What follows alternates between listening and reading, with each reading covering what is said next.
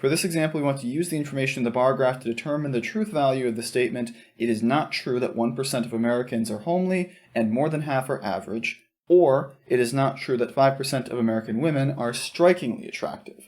Where in this case, I'm not going to go through the process of making all of the things in the truth table here. We can actually pretty clearly see it, hopefully in this case, about whether or not something like this would or would not be true. With the conjunctions and disjunctions, it's not always as necessary to make a truth table as it will be with conditionals later. At least it might not be quite as useful to go through the steps of writing out all 24 of our simple statement options with these things, because it's usually a bit quicker to tell.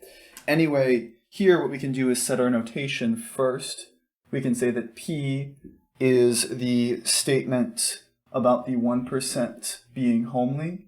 So I'll just be brief there. 1% of, not men are homely. In particular, I know it's American men, but let's just be quick here. Q will be the statement that more than half are average. So let's say above 50% are average.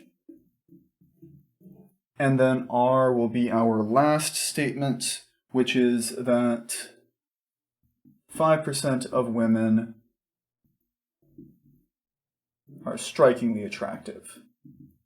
So I'll say striking for brevity in that case, where in this notation, we have to notice here that we're starting with that "it is not true." Usually that sort of wording tells you that we've got something inside of parenthesis that's being negated. Here, that is a statement with the flavor not P or Q, or excuse me, not P, where is that? And Q. To be careful with that wording there, we have an and, so this is a conjunction. And then on top of that, we have the disjunction, because we have the or there after the comma, with the negation of the statement are. And using the graph, we can see that the statement P is true because 59% of men are average, while Q is also true because 1% there are given to be homely, while R is false because only 3% of women are strikingly attractive. So the negation there is going to be true, while the negation of our earlier conjunction is going to be false because each of its parts P and Q are true. So in total, we can think of this as saying something that is false or true. And if you have one of them is false with an or, if you want to be a little bit quicker with a slightly different notation, we have that this whole thing will actually be true. Remember, when you take either or, only one of them needs to be true for that to be good enough for what we have here, because we're not worrying about exclusive or. Anyway, this is more of a sense of how we can think on these things work.